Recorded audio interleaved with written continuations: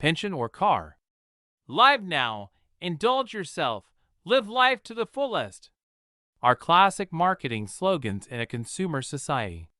People are willing to spend money they haven't even earned yet. You can add to that the rule of life, to be as good as others. As a result, financial well-being in the future can be forgotten forever. Society supports this lifestyle.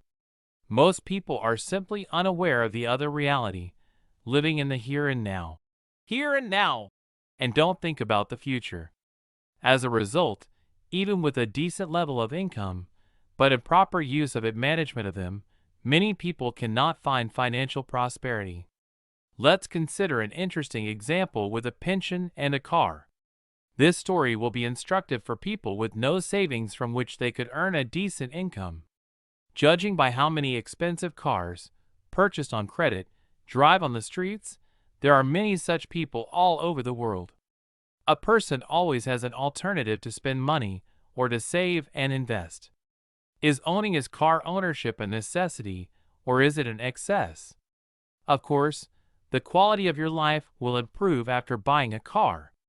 Your self-esteem will increase in front of your friends. But isn't the price too high? For a metropolitan dweller, having a car is not only a positive, but also a lot of problems. Traffic jams, parking, stress on the road, the risk of a criminal case, the risk of a criminal offense, expenses, etc. Money spent on a car is a consumption expenditure. A car is not an asset that makes money, unless, of course, you decide to work as a cab driver. A car is a large one-time expense when you buy it, as well as ongoing maintenance and upkeep costs. It is a property that impairs a person's financial well-being, i.e. a kind of anti-investment. Let us now consider an alternative option investing this amount. In our model, we take stocks as the most appropriate class of investment over long time horizons. The real return, i.e. the excess of inflation, on historical data is about 5%. For simplicity of calculations, we assume that inflation is equal to zero, i.e. all figures will be in today's prices. The conclusions are disappointing.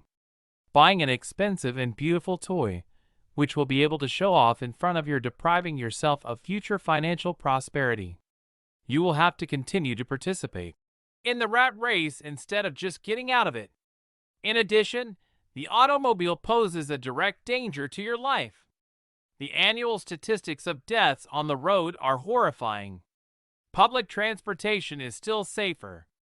Even now, many advanced young people are choosing to save, giving up car ownership from owning a car. They feel really free to take the subway and cabs and have a good amount of savings.